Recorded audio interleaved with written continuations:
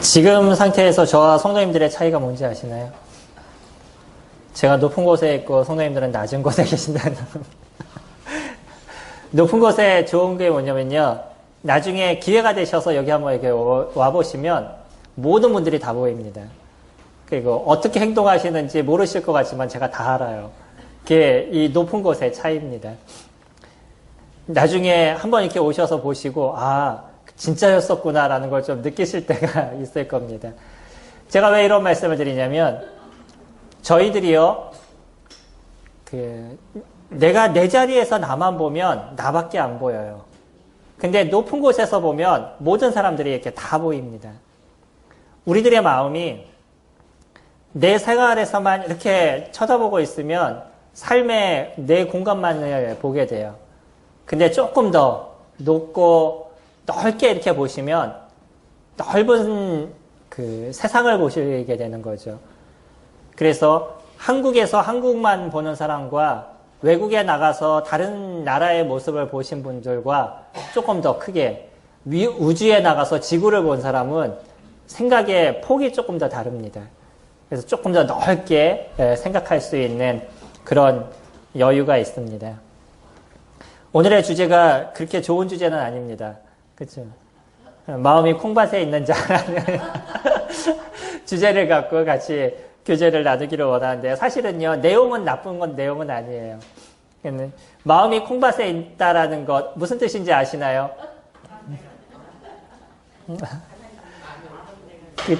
특히 이제 요즘 젊은 아이들은, 저도 그렇습니다. 농사를 져보지 않는 사람은 이런 의미가 어떤 거지라는 걸 조금 모를 수도 있어요. 근데 농사를 져보신 분들은 이게 어떤 의미인지에 대해서 정확하게 아시죠? 어원은 이렇습니다. 이게 조선시대에 있었던 일이었는데, 조선시대에 부자들은 자기 땅을 갖고 있었으니까 다행이지만 자기 땅이 없었던 사람들이 있었어요. 근데 이런 사람들은 남의 땅에 가서 일을 해줘야 되는 거죠. 남의 땅에서 이제 일을 해주게 되는데, 이 사람도 자기의 그 곡식이 좀 필요한 부분이 있었습니다. 그러다 보니까 어떻게 이것을 해결할까 고민하다가 부잣집 땅 중에서 노는 땅이 있잖아요. 이런 노는 땅들은 대부분 척박한 땅입니다. 곡식이 잘 지어지지 않는 그런 땅이었었어요. 거기에다가 무엇을 심었냐면 이제 콩을 심었습니다. 이 콩은 아주 생명력이 강하다고 그러더라고요. 저는 이제 농사를 보지 않아서 모르는데, 그 생명력이 강해가지고 아무리 척박한 땅이라도 심어놓으면 잘 자라고 또 잘 돌보지 않아도 잘 자란다라고 얘기합니다. 그래서 부자가 모르게 부자 땅 중에 척박한 땅에다가 이제 콩을 심어 놓는 거예요. 그리고 나서 자기는 어떤 일을 하냐면 부잣집에 가서 그 좋은 땅들을 돌봐주는 일들을 이루는 거죠. 근데 이제 추수 때가 됐습니다. 추수 때가 됐는데 거기에서 일을 이렇게 막 하는데 무슨 생각이 자꾸 드냐면, 내가 심어 놓은 이 콩을 누가 가져가지는 않을까? 내가 잘 재배해놨는데 누가 와서 다 배가지는 않을까? 아니면 또 잘 자라기는 했을까? 뭐 이런 생각이 너무 많이 드는 거죠. 그러니까 자기가 지금 일하는 거는 남의 집에 가서 일을 해주고 있는데 마음은 어디가 있는 거예요? 콩밭에 가 있는 겁니다. 내 거에 가 있는 거예요. 자기가 지금 일하는 것도 중요합니다. 그렇지만 여기에서는 내가 일한 것, 뭐 시간만큼만 돈을 버는 거지만 내가 져놓은 그것은 다 내 거잖아요. 그러니까 그것에 대한 관심이 다 그쪽에 있는 겁니다. 오늘도 마음에 콩밭에 가 계신 분들이 계신다면 제가 이곳에서 잘 알아요. 어떻게 하냐면 시작한 지 10분도 안 돼서 조시는 분들 아니면 한 곳만을 바라보고 계시는 분들, 무슨 말인지 아시나요? 딴 생각하면 한 곳만 보게 되어 있습니다. 대부분 그런 분들은 마음이 딴 데 가 계실 겁니다. 사실 뭐 지금까지 말씀을 드린 거는 조금 안 좋은 의미로서 제가 말씀을 드린 거고요. 제가 오늘 말씀을 드리기를 원하는 것은 우리가 사실은 마음이 콩밭에 가 있는 사람들이 아닌가라는 생각을 이렇게 해보게 됐습니다. 좋은 의미로서 제가 말씀을 드리면요. 우리는 지금 이 땅에서 이제 살아가면서 우리 게 아닌 곳에서 살아가고 있어요. 그러지 않으시나요? 우리가 이곳에서 천년만년 살기 위해서 준비해 나가는 것이 아니라 이곳에서는 지금 저희 거는 아니지만 이곳에서 살아가기 위해서 우리는 삶을 이뤄가고 있습니다. 근데 진짜 우리 것은 어디에 있어요? 하늘에 있습니다. 그러다 보니까 우리가 살아갈 때 어디에 관심을 두고 인생을 살아가냐면 여기서 살아가지만 진짜 우리들의 마음은 하늘에 있는 거예요. 그래서 성도님들의 마음이 콩밭에 가 계셨으면 좋겠습니다. 그냥 이 땅을 살아가는데 여기서 내가 천년만년 살아가겠다라고 내가 보여지는 것 그것에 움켜잡고 조금 더 나아지려고 조금 더 많은 것을 가지려고 조금 더 많은 것을 얻으려고 그렇게 아둥바둥 살아가시지 마시고요. 내가 지금 살아가는 진짜 내가 가야 될 곳, 내가 진짜 가서 내가 영원히 살아가야 될 그곳, 그 하늘나라에 우리들의 마음을 두시고 살아가신다 그러면 이곳에서 조금 농사가 조금 안 돼도 월급을 조금 못 받아도 건강이 조금 안 좋아도 그렇게 큰 문제는 없으시리라고 생각이 됩니다. 사실 제가 일주일 동안 진짜 몸이 안 좋았었어요. 제가 이렇게 안 좋아 본 적이 거의 없을 정도로 일주일 중에 나가야 될 때만 나가고 거의 집에서 누워 있었던 한 주였었습니다. 그러면서도 나름대로 내가 약사라고 생각해서 우리 집에 있는 약을 갖고 이제 먹으면서 조금 있으면 나을 거야. 조금 있으면 나을 거야. 그러면서 일주일을 보냈는데 나중에 너무 안 좋더라고요. 안 되겠어가지고 병원에 가서 내시경을 해보고 또 검사를 이렇게 해보니까 좀 안 좋더라고요. 그래서 거기에 맞는 약을 썼습니다. 약을 쓴 지 하루 만에 몸이 달라졌어요. 약이 틀린 약은 아니에요. 뭐냐면 위장약이었었어요. 위가 이제 상처가 좀 많이 나 있더라고요. 근데 그전에도 위장약을 먹었었어요. 그리고 제가 지금 방광이 안 좋은데 그 방광약도 같이 먹었습니다. 근데 이 방광약도 삼촌한테 다시 전화해가지고 다 거기에 맞는 약을 먹고 그리고 위장약도 그 내시경을 한 거에 맞춰가지고서는 약을 먹고 그랬더니 하루 만에 몸이 달라지는 것을 느끼더라고요. 비슷해요. 위장약, 방광약 똑같았는데 내 몸에 맞는 거냐 맞지 않는 거냐 이거에 따라 달라진다는 거예요. 겉으로는 상관이 없었는데 안이 문제였죠. 우리들 안에서의 모습들, 성도님들 안에 있는 내면의 모습이 하나님의 말씀으로 잘 치유가 되시고 상처가 나시면 문제가 없으신데 그걸 내 나름대로 한번 고쳐보겠다고 노력하시면 거기에서 조금 문제가 있을 수도 있습니다. 하나님의 말씀으로 치유하셔요.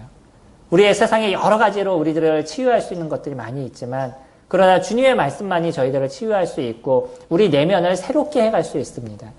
하나님의 말씀으로 우리를 바꿔가시기 바랍니다. 그것만이 우리가 온전하게 하늘의 소망을 갖고 살아갈 수 있는 저희들의 모습이 될 것입니다. 오늘 저희 시편 16편 말씀 같이 살펴보기를 원합니다. 11절까지 저희 한 절씩 같이 교독하겠습니다.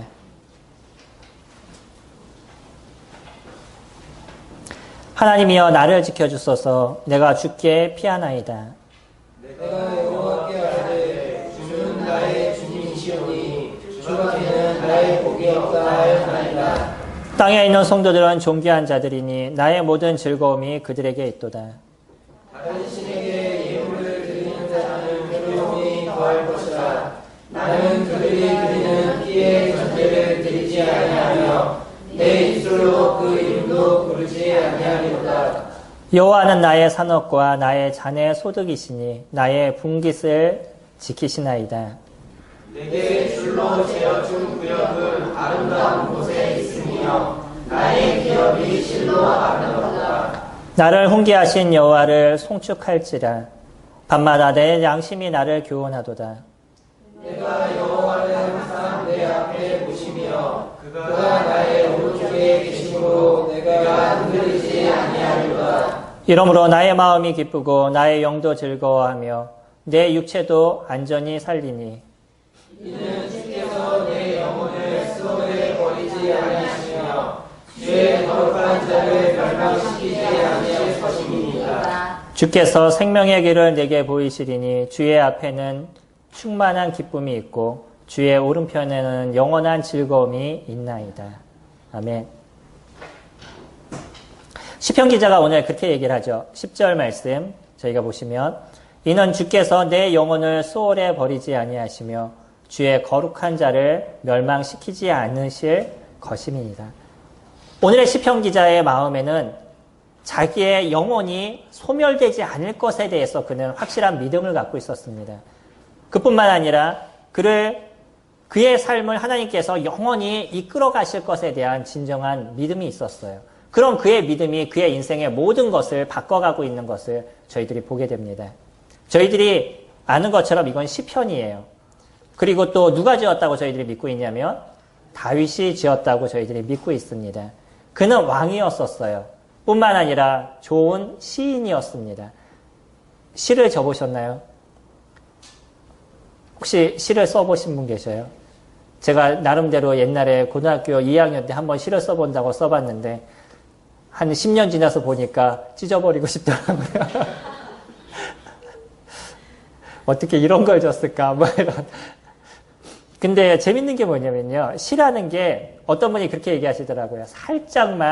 살짝 미치면 뭐 이런 표현을 쓰시던데 그럼 시가 잘 나온대요. 그래서 남들이 얘기하지 않는 뭐 조금 다른 방향 뭐 이런 이제 이야기를 하신다라고 얘기하는데 사실 다윗이 이 시편을 보면 너무나 아름다운 것을 보고요. 그 내면에 있는 생각을 그대로 표현하고 있는 것을 저희들이 볼 수 있죠. 시편 말씀을 많이 보시기 바랍니다. 그럼 우리 인생의 그 감정을 우리들이 갖고 있는 이 감정을 어떻게 주님 앞에 표현하는지 또 내가 갖고 있는 이 생각을 어떻게 해결하는지에 대한 부분을 많이 느끼실 수 있을 것이에요. 다윗은 자기가 갖고 있는 아픔이 있을 때 아픔을 그대로 하나님께 고백하고 있는 것을 봐요. 거기에 대한 어떤 꺼리낌이 없습니다. 어떨 때는 시편을 보면 아니 어떻게 이런 얘기를 하나님께 하지? 뭐 원수들을 죽이되 3대까지 죽여주시옵소서 뭐 그런 표현이 나와. 그들을 저주하는데 아주 그런 이야기까지 하십니다. 그거는 뭐냐면 진짜 그 사람이 미워서 뭐 그런 것도 있겠지만 다윗의 마음 가운데 자신이 갖고 있는 심령을 모든 걸 하나님께 내려놓을 수 있는 그런 모습이었다는 것이에요. 하나님이 치리하시길 원합니다. 하나님 그분이 해주시길 원합니다. 모든 걸 하나님께 의지하는 그런 마음이 다윗에게 있었던 거죠. 이게 어떻게 가능하겠어요? 그의 마음 가운데 왕이었습니다. 사실 그의 인생이 왕이었었어요. 그러면 왕으로서 살아가는 모든 혜택을 다 누린 거 아닌가요? 왕처럼 살아가고 싶은 게 인간의 마음 아니겠어요? 모든 걸 다 누렸었어요. 하지만 그게 전부가 아니라는 것은 다윗은 정확하게 알고 있었습니다. 그에게 있어서의 미래는 하나님께서 만드실 그 아름다운 곳, 하나님과 함께하는 삶, 그것만이 그에게 있어서 전부라는 것을 이 다윗은 정확하게 알고 있었다는 거예요. 그래서 그가 표현하는 게 그거죠. 내 영혼을 수월에 버리지 아니하시며 주의 거룩한 자를 멸망시키지 않으실 것입니다. 그의 영혼이 완전히 소멸되지 않는다는 것, 하나님과 함께할 거라는 것, 그것에 대한 소망을 어렴풋하게 이 다윗은 언제나 갖고 그의 인생을 살아갔다는 거예요. 마음이 어디에 있어요? 공밭에 있는 겁니다. 하나님 나라에 있는 것이. 그의 하나님 나라에 그의 마음이 있으니까 이 땅에서 왕으로 살아가도 왕으로 살아가는 것이 그에게 있어서 모든 행복과 즐거움의 중심이 아니라는 거예요. 더 중요한 건 하나님과 있는 그 시간이라는 것을 다윗은 정확하게 표현을 해주고 있습니다. 저희들에게 있어서의 중요한 것은 그런 것이에요. 저희들의 마음이 하나님에 대한 소망, 하늘에 대한 진정한 소망을 갖고 저희들이 인생을 살아가게 되면 이 땅에 대한 부분에 있어서 조금 더 초월할 수 있는 그런 심령을 저희들이 갖게 될 것입니다. 내 눈에 보이는 것, 그것이 그렇게 소중하지 않다는 것을 알게 될 것이에요. 다윗이 이와 같은 고백을 한 게 하루아침에 이루어진 고백이 아니라는 겁니다. 우리가 얘기하는 것처럼 다윗이 그냥 어느 날 하루 좋았어요. 즐거웠었을 때 주님 감사합니다. 이런 기도 누구나 할 수 있지 않나요? 어느 날 하나님께 기도했는데 하나님께서 바로 들어주셨어요. 하나님 감사합니다. 이런 기도 누구나 할 수 있지 않나요? 이건 누구나 할 수 있는 거예요. 다윗이 하고 있는 이 시편은 단순하게 한 번 주님이 도우셔서 한 번 주님 앞에 감사가 돼서 그렇게 드려지는 기도가 아니에요. 그의 인생의 모든 것이 숨겨져 있는 그런 내용입니다. 우리가 알고 있는 다윗의 모습은 어려움과 고통과 아픔의 많은 그 우여곡절을 다 통과했던 사람이었었어요. 그런 많은 시간들을 보냈습니다. 하지만 그런 모든 시간 속에 하나님이 함께 계셨다는 것에 대해서 다윗은 정확하게 알고 있었어요. 그리고 그분을 놓쳤었을 때 인생이 그에게 있어서 어떠한 삶이라는 것을 다윗은 정확하게 알고 있었다는 거예요. 이 모든 게 녹아져 있는 것이 다윗의 시편입니다. 그러니까 우리가 이 시편을 볼 때마다 우리에게 주는 교훈과 우리들 안에 어떤 생각을 가져야 될지를 정확하게 표현해주고 있다는 거예요. 먼저 우리 1절부터 3절까지 보시면 하나님이여 나를 지켜주소서 내가 주께 피하나이다. 내가 여호와께 아뢰되 주는 나의 하나님이시니 주밖에는 나의 복이 없다 하였나이다. 땅에 있는 성도들은 존귀한 자들이니 나의 모든 즐거움이 그들에게 있도다. 다윗은 모든 관심이 하나님께 있었음을 저희들이 볼 수 있어요. 또한 그의 관심은 하나님의 일에 있었다는 것에 대해서 보게 됩니다.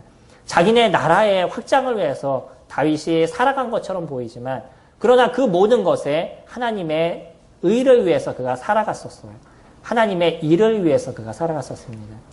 우리가 하나님의 하늘나라에 진정한 소망이 있다 그러면요. 우리가 갖고 있는 이 소망은 무엇에 대한 중심을 갖고 살아가냐면 하나님에 대한 중심을 갖고 살아가게 된다는 거예요. 하나님 일에 대한 관심을 갖고 저희들이 살아가게 된다는 겁니다. 그렇지 않나요?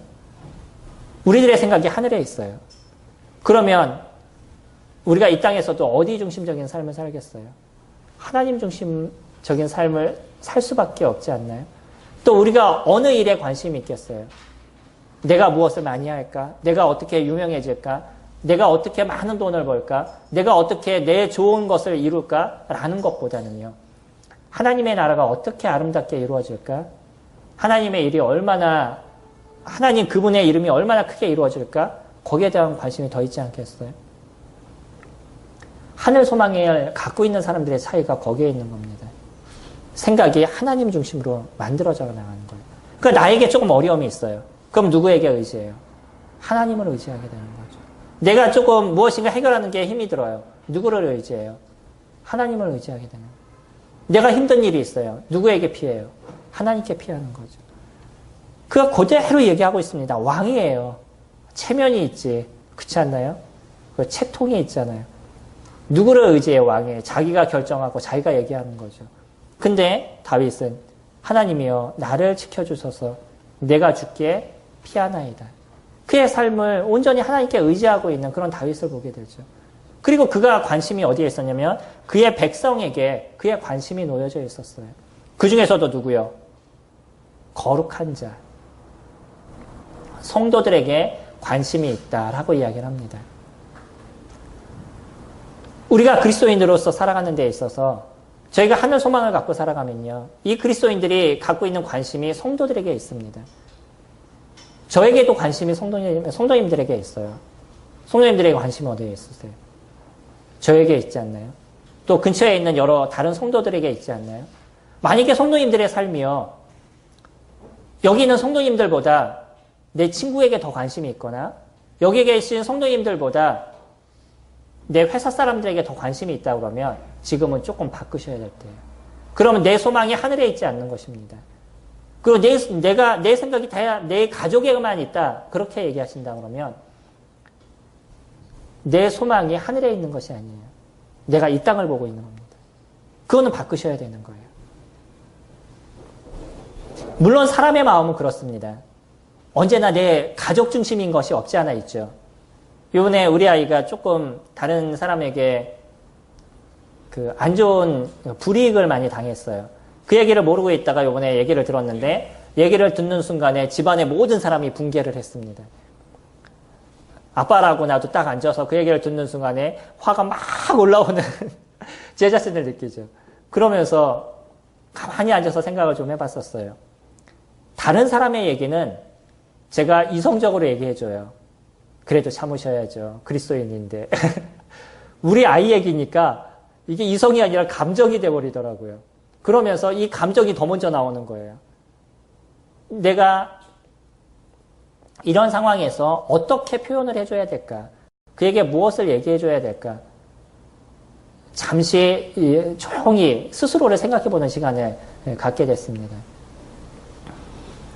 내 중심이 되면 생각이 내 감정에 따라서 움직여 나가는 거예요. 그리고 내 감정으로 그것을 표출하고 가서 혼내줘. 뭐 우리 집 식구 다 가면 6명이니까. 뭐 그래서 해결될 게 아닌 거잖아요. 하나님 그분 앞에 의지하는 시간, 내가 그것이 필요함을 다시 한번 생각하고 좀 조용하게 기도할 수 있는 그런 시간을 가졌습니다. 하나님께 의지하는 거예요. 하나님께 의탁하는 겁니다. 성도님들의 마음이 하나님을 의지하게 될 때 하나님이 이루어 가신다는 걸 조금 참고 기다리실 수 있는 그런 마음이 되셨으면 좋겠습니다. 그게 우리가 하늘 소망을 갖고 있는 사람들의 모습인 거죠. 그리고 성도님, 우리들의 생각이 내 중심적으로 바뀌면 그때부터는 우리 성도들이 보이지 않아요. 그냥 교회 공동체로서 만나고 있는 사람에 불과한 거죠. 성도님들이 소중하지 않으시나요?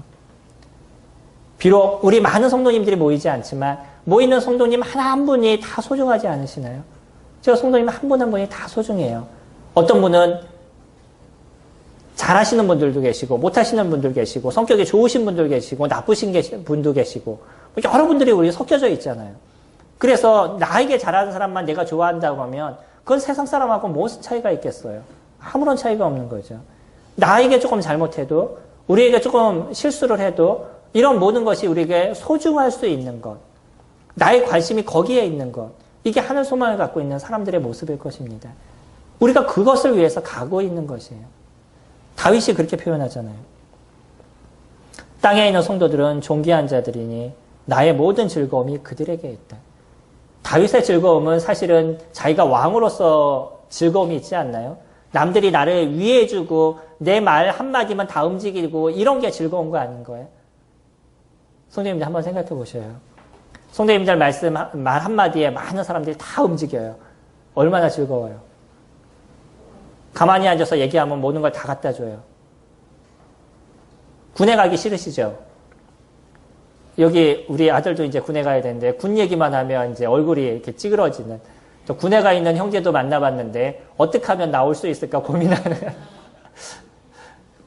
근데요, 말년이 되니까 안 나가고 싶은 마음도 생기더라고요.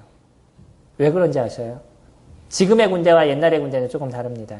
제가 있을 때만 해도 병장이 되니까 앉아서 모든 게 다 해결이 돼요. 야, 물! 그럼 밥! 그러면 가서, 우리는 이제 가서 먹는데, 그럴 때라도 뭐, 말만 하면 애들이 어떻게 하든 해와야 돼요. 앉아서 다 돼요. 사회에서 누가 그렇게 해주겠어요. 그러니까 그때쯤 되니까, 말뚝 박을까? 뭐 이런 생각이 어려움풋하게 마음 가운데 들더라고요. 이게 인간의 마음이에요. 내가 혼자 가만히 있어서 내 마음대로 다 얘기했는데 누군가 다 해주면 이게 나에게 행복이 되고 즐거움이 되는 거죠. 근데 다윗은 뭐라고 얘기해요? 그의 즐거움이 성도들에게 있다. 거룩한 자들에게 있다. 라고 얘기를 합니다. 우리들에게 즐거움도 성도들에게 있는 거예요. 이게 우리가 하늘 소망을 갖고 있으면 하나님을 믿는 사람들과 같이 있고 하나님을 믿는 사람들과 함께 소통하고 같이 이야기하는 것, 하나님 그분을 이야기할 수 있는 그 자체가 우리에게 즐거움이 되고 기쁨이 되는 것이죠. 때로는 거기는 어려움이 있을 수 있어요. 그 어려움도 우리가 같이 해결해 나갈 수 있는 거죠. 이게 즐거운 겁니다. 관심이 어디에 있어요? 하나님께 있는 것.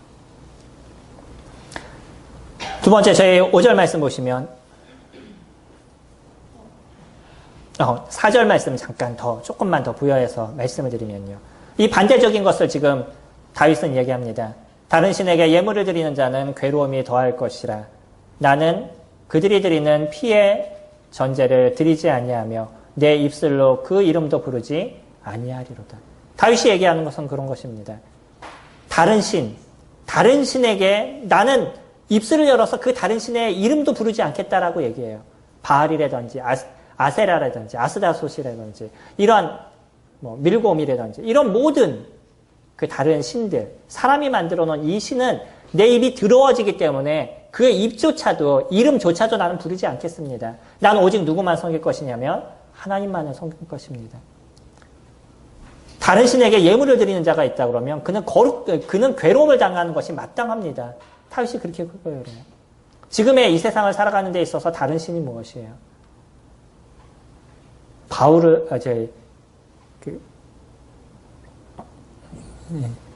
아세라를 섬기시나요? 선생님들, 아세라가 뭔지나 정확하게 아시나요? 어떤 신을 섬기세요? 여기 계신 분들 중에 내가 다른 신을 섬긴다고 자부하시는 분들 계시나요? 우리나라 같으면 뭐 조상을 섬긴다, 뭐 이런 얘기는 좀 하겠죠. 우리들 중에 다른 신을 섬긴다라고 얘기하는 사람은 거의 없을 겁니다. 세상에 나가서 다른 사람을 만나도 그럴 거예요. 근데 알게 모르게 우리가 다른 신을 섬기고 있어요. 그의 자녀가 내 신이 될 수도 있습니다. 그러지 않으시나요? 자녀를 위해서 내 생의 모든 것을 다 투자를 해요. 그가 잘하면은 내가 즐겁고, 그가 못하면 내가 불행해지고, 그가 잘 살아가면 내가 행복해지고, 그가 못 살아가면 내가 불행해지고, 그가 나의 신이 아닌가요? 그래서 중국에서 뭐라고 얘기하냐면 소황제다 이렇게 표현을 해요. 자기 아들을, 자기 딸들을. 돈이 우리에게 있어서 신이 되죠. 돈이 많으면 행복해지고, 돈이 없으면 불행해지고. 얼마 전에 제가 돈이 조금 생기니까 인생의 모든 것을 얻은 것 같은 그런 느낌이 들더라고요. 계속 다음에 카드값은 어떻게 해결할까 뭐 이 고민하다가 이 고민이 이제 당분간 안 하게 딱 되니까 그 다음부터 마음이 너무 편해지는 거예요. 하나님이 더 소중한 게 아니라 뭐가 소중해졌냐면 돈이 더 위력이 강하더라고요. 정확하게 느껴요. 그러지 않으시나요? 내가 뭐가 필요한 게 있는데 그게 돈이 해결이 돼서 넘치게 됐어요. 그럼 그 다음부터는 걱정이 싹 없어져 버리잖아요. 나에게 있어서의 신이 돈이 돼버리는 거예요. 우리에게서 이런 경우가 너무나 많습니다. 그것을 우리가 잘 캐치하고 잘 생각하지 않으면 나의 관심이 하나님께 있는 것이 아니라, 나의 관심이 하나님의 일에 있는 것이 아니라, 그래서 나의 관심이 하나님 나라가 확장이 되고 하나님은 그 이름이 높임을 받으시고 많은 성도들이 편안함과 안식의 삶을 살아가는 것, 그것에 있는 것이 아니라 오직 나에게만 주어지는 것, 내 스스로에만 있는 것, 그런 모습으로 변해갈 수가 있습니다. 5절 말씀 보시면 여호와는 나의 산업과 나의 잔의 소득이시니 나의 분깃을 지키시나이다. 내게 줄로 재어준 구역은 아름다운 곳에 있으며 나의 기업이 실로 아름답도다. 두 번째로 얘기할 때 하늘에 소망이 있는 사람들은 어디에서 벗어나지 않아요?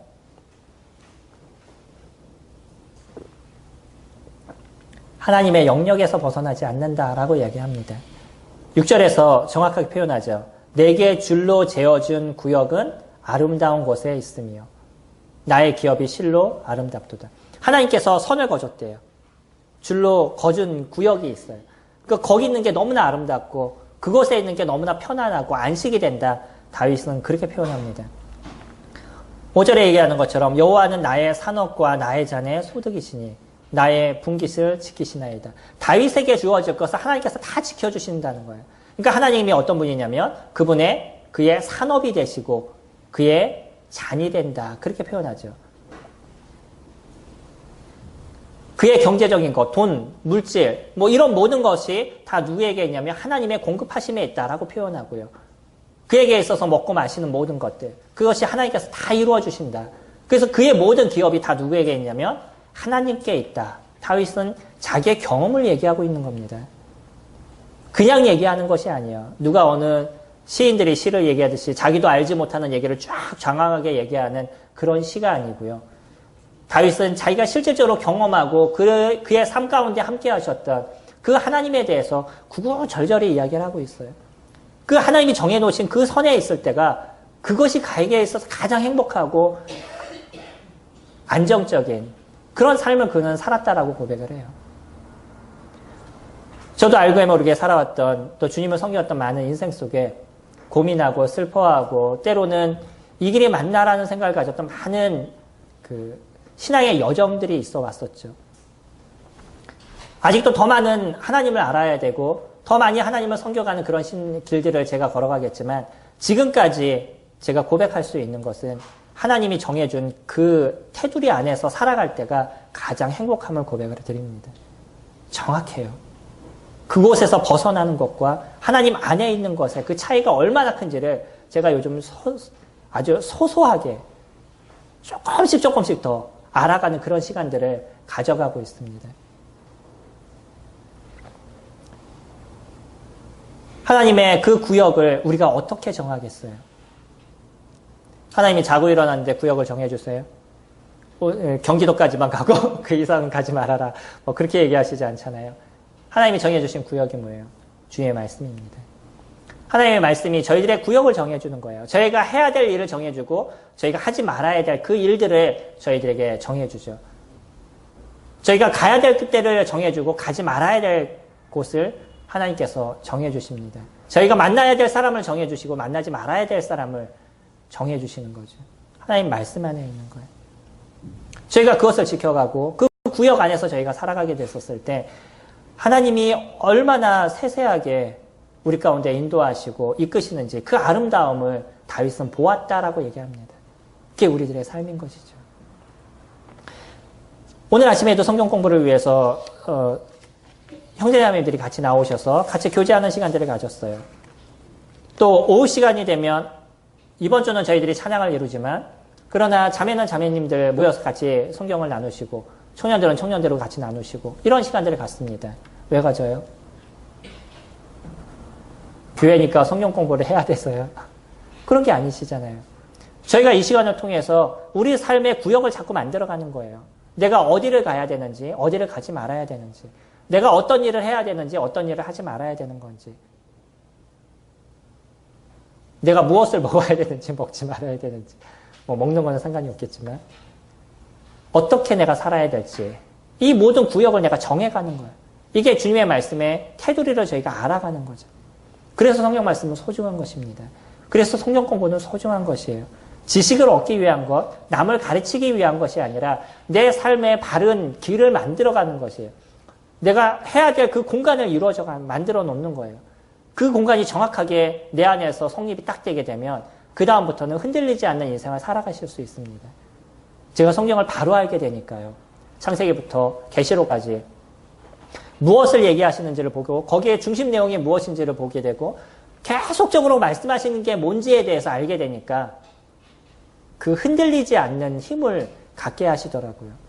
물론 좌절하기도 하고 쓰러지기도 하고 이런 시간들은 언제든지 있죠. 근데 그것에서 일어날 수 있는 것은 성경에 무엇을 말씀하시는지를 정확하게 알게 됐었을 때예요. 그 전까지는 너무나 많이 흔들렸습니다. 이게 맞는 거야? 저게 맞는 거야? 이렇게 해야 되는 거야? 저렇게 해야 되는 거야? 끊임없는 흔들리는 시간들을 가져왔는데 성경을 공부하고 성경을 연구하고 앞으로도 많은 시간 성경을 연구해 나가야 되겠지만 그렇게 성경의 큰 맥을 보고 중심적인 것을 알게 됐었을 땐 거기서 벗어나지를 않아요. 내가 살아갈 테두리가 정확하게 정해졌습니다. 이게 하늘 소망을 갖고 있는 사람들의 모습이죠. 성도님들이 정해가고 있는 그 시간들, 내 테두리를 만들어가고 있는 이 시간들이 이게 하늘 소망을 갖고 있는 사람들의 모습인 거예요. 내가 만약에 하늘에 대한 소망이 없으면 이런 테두리에 대한 관심조차가 없습니다. 내가 굳이 그렇게 살아야 돼? 내가 이렇게 힘들게 살아야 돼? 내가 굳이 그 말씀을 따라 살아야 돼? 그러지 않아도 잘 살아가는 사람들 얼마든지 있는데? 그러지 않나요? 믿는 사람들이 더 잘 살아가요. 믿지 않는 사람들이 더 잘 살아가요. 의외로 보니까 세계 최대 갑부들은 다 믿지 않는 사람들이더라고요. 그게 행복이라면 우리는 진짜 잘못된 인생을 살아가고 있는 겁니다. 그러나 하나님이 우리에게 도우시는 것은 전혀 다른 것이에요. 하나님이 우리와 함께 하시는 것은 전혀 다른 것입니다. 우리들의 소망이 하늘에 있게 됐을 땐 땅의 것이 아무것도 아닌 것을 느끼는 거예요. 바울이 그랬듯이 또 요한이 그랬듯이 그가 셋째 하늘까지 올라가 봤다라고 얘기하잖아요. 하늘의 영광을 다 봤어요. 그러다 땅을 봤어. 어떤 마음이 들까요? 하늘의 영광을 다 봤습니다. 그리고 나서 다시 그 계시에서 빠져나와서 이 세상을 봤어요. 바울이나 요한의 마음이 어떨까요?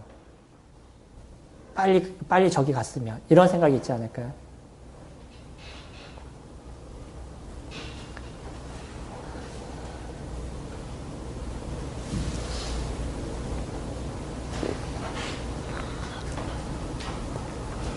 군생활을 하는 사람들이 왜 빨리 제대하고 싶어요? 더 나은 곳에 가고 싶어서. 거기서 아무리 잘 살아도요. 제가 아까 말씀드렸잖아요. 그냥 누워서 모든 걸 시키면 다 해줘요. 근데도 거기는 진짜 있기 싫더라고요. 왜죠? 억압되어 있는 인생을 사니까. 그냥 내가 편하게 나와서 살고 싶으니까. 그냥 거기서 좀 더 편해도 그것이 전부가 아니라는 것을 느끼게 됐어요. 저는 그렇습니다. 뭐 군 생활을 잘 하시는 분들은 또 그것이 좋겠지만 저에게는 그랬었어요. 마찬가지로 진짜 소중하고 아름다운 걸 하늘나라에서 다 봤으면 이곳에 있는 삶이 그렇게 소중하지 않다는 것에 대해서 정확하게 느꼈었던 거예요. 그래서 바울이 죽음을 코앞에 놓고 그의 마지막 디모데 후서를 써도 아쉬움이 하나도 없어요. 그냥 자기의 길을 다 간 것에 대해서 만족하고 있는 것을 보게 되죠. 요한도 마찬가지, 베드로도 마찬가지죠. 그의 마지막 생을 쓰는 그 편지를 봤었을 땐 아쉬움이 전혀 없습니다. 그냥 하나님을 빨리 볼 수 있는 것, 그거에 대한 소망만이 그의 마음 가운데 남아있는 것을 저희들이 보죠. 7절 말씀 보시면 나를 훈계하신 여호와를 송축할지라 밤마다 내 양심이 나를 교훈하도다. 하늘의 소망에 있는 자는 세 번째로 하나님의 교훈에 귀를 기울인다라고 이야기를 합니다. 우리 양심이 가르쳐요. 우리가 성경 말씀을 많이 아시게 되면, 성경 말씀을 많이 읽으시면 우리 양심에서 하나님이 그것을 알게 하시고 우리들이 해야 될 우리들의 삶을 온전하게 만들어 가십니다. 그게 양심이 이루어가는 거죠. 다윗은 그것을 즐거워했었어요. 누가 훈계를 듣는 것을 좋아하겠어요. 안 좋은 소리 듣는 거 어려워하는 게 우리들의 죄성이잖아요. 그러나 다윗은 하나님께서 그를 훈계하시는 그 자체를 뭐라고 표현하냐면 그것으로 인해서 여호와를 송축한다라고 이야기하고 있어요. 하나님이 나를 가르치는 게 너무나 좋은 거예요. 그래서 그럴 때마다 하나님을 경배하고 찬양하는 모습을 다윗은 갖고 있다라고 얘기하죠. 이게 하늘 소망을 갖고 있는 사람들의 모습입니다. 하나님 말씀이 그래서 우리에게 소중함을 느끼게 되고 거기서 떠나 있었을 때 내가 얼마나 잘못된 길을 가고 있는지를 보게 되는 거예요. 시간이 조금 어려우시더라도요. 많은 것 때문에 시간적인 한계가 있으셔도 주님의 말씀을 보시는 데 있어서 소홀하지 않으셨으면 좋겠습니다. 어떤 것보다도 주님의 말씀을 많이 읽는데 많은 시간들을 투자하세요. 제가 말씀을 묵상하고 통독하는 시간을 따로 가져요. 근데 어쩌다 보면은 시간이 부족해서 말씀을 묵상하는 것은 날마다 하지만 그러나 통독하는 것을 못할 때가 있어요. 계속하다 안 하면요. 뭔가 마음이 허전함을 느껴요. 그리고 주님과의 관계가 조금 더 소홀함을 느껴요. 더 많이 읽으시고 더 많이 보실 때 그때 하나님의 관계가 나의 삶에 잘 이루어져 간다는 것을 보시게 될 것입니다. 많은 것을 투자해 보셔요. 주님의 주시는 축복을 누리시게 될 겁니다. 다윗은 그가 살아갔던 그 하늘 소망이 그에게 있어서 어떤 유익이 되는지에 대해서 마지막을 통해서 이야기를 합니다. 8절부터 보시면 내가 여호와를 항상 내 앞에 모시며 그가 나의 오른편에 계심으로 내가 흔들리지 아니하리로다. 이러므로 나의 마음이 기쁘고 나의 영도 즐거워하며 내 육체도 안전히 살리니 이는 주께서 내 영혼을 수월해 버리지 아니하시며 주의 거룩한 자를 멸망시키지 않으실 것임이니이다. 주께서 생명의 길을 내게 보이시리니 주의 앞에는 충만한 기쁨이 있고 주의 오른편에는 영원한 즐거움이 있나이다. 그의 고백이에요. 하나님 안에 있어서 하나님이 베푸시는 은혜가 무엇인지를 구구절절히 이야기하고 있는 그의 고백입니다. 먼저는 그의 영혼을 하나님께서 지키신다라고 얘기해요. 그의 삶을 하나님 나라로 이끌어 가실 것입니다. 거기에 대한 확실한 소망이 다윗에게 있어요. 그러나 그것으로 끝나지 않죠. 그가 이 땅에 살아가는 삶에도 하나님은 지켜가신다라는 것에 대해서 다윗은 표현해주고 있어요. 하나님 그분과 함께 있는 것, 그것만이 그에게 있어서 즐거움이고 그것만이 그가 흔들리지 않는 인생입니다. 라고 그가 고백을 하고 있죠. 또요. 그의 육체도 지키신다라고 얘기하고 있어요. 그를 보호하신다라고 얘기하고 있어요. 그가 마지막 생을 다하기까지 그는 수많은 전투를 이루었던 사람이에요. 많은 전투 속에서 살았던 사람이고 하다못해 자신의 왕이었던 사울이 자기를 죽이기 위해서 쫓아다녔던 그것을 피해 다니면서 인생을 살았던 게 다윗이었었어요. 그러나 그것을 지키신 게 누구냐면 하나님이셨습니다. 자기의 생각으로는 사울을 만약에 내가 죽이면 내가 조금 더 편할 거라고 생각이 됐었어요. 그러나 다윗은 그렇지 않았죠. 하나님이 정해놓으신 그 테두리, 하지 말아야 될 일들, 하나님의 기름 부으신 자를 건드리지 말아야 될 그 확신을 다윗은 이루어 갔었어요. 그랬었을 때 하나님이 사울을 제거하시고 사울에서부터 하나님을 보호하시고 이 다윗을 보호하시고 나중에는 진짜 그 나라의 왕으로서 세워가시는 그 아름다움을 다윗은 다 목도했습니다. 그 고백을 하는 거예요. 하나님이 내 육체도 보호하셨다. 내 영혼도 보호하신다. 앞으로 영원히 나를 하나님께서 함께 하실 거다. 다윗은 그렇게 고백을 하고 있습니다. 영원한 즐거움이 있다. 성도님들 마음에 영원한 즐거움이 있으시나요? 성도님들 마음에 하늘에 대한 진정한 소망이 있으시나요? 그런 소망으로 저희들의 삶을 살아가시나요? 그렇다고 그러면 우리들이 살아가는 삶에서 하나님이 저희들의 영혼을 지키시고 저희들의 삶을 지키시고 저희들의 육체를 지키실 것입니다. 이게 하나님께서 우리 가운데 이루시는 아름다움이셔요. 하늘에 소망을 두시는 저희 성도님들이 되시길 소망합니다. 기도하겠습니다.